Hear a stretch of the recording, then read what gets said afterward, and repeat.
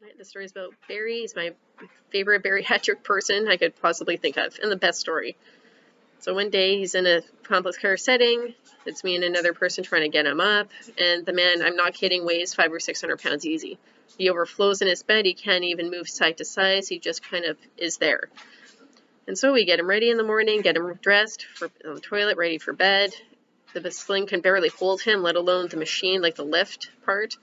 It sounds like it's going to die all the time. Of course, it's way too much weight for that, and we're terrified he's going to fall one day or even break the toilet, because that's how much he really weighed. Anyways, put him back to bed. Everything's okay. The wife comes. Great. Cool. We go on our merry way. Try and get him, come back and get him ready for lunch. Well, this time for lunch, he decided, no, he wasn't going to leave the bed. He wasn't going to go anywhere. He decided he was going to be dead weight and kept falling asleep, which was normal for him.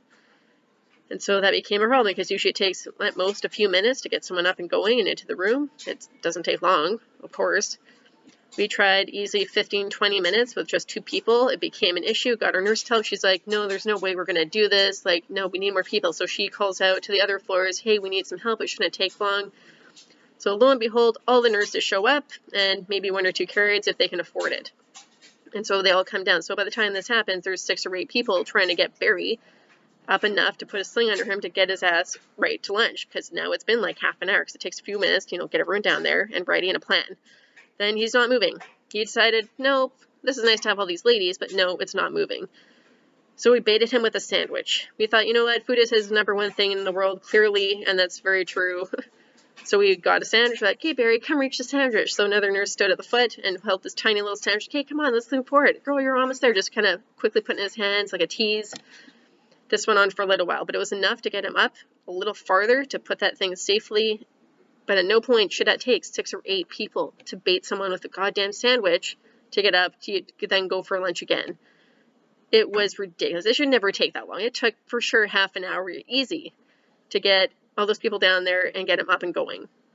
And after that, I felt like we needed a beer after. Like, it was that kind of effort being put and that kind of camaraderie being made. It was great. It was my favorite story.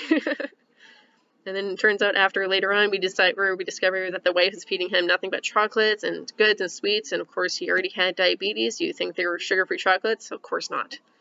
No, she didn't care. She's like, yeah, they're good. He loves it. It's his favorite. Like, that doesn't mean he should have gross amounts of chocolate. A portion is key kind of here, especially with someone his size and weight. Again, I'm amazed even the bed or wheelchair or sling held him up. It became ridiculous. I have heard he's been on a diet, but I still heard he's actually still that big. Favorite fat story.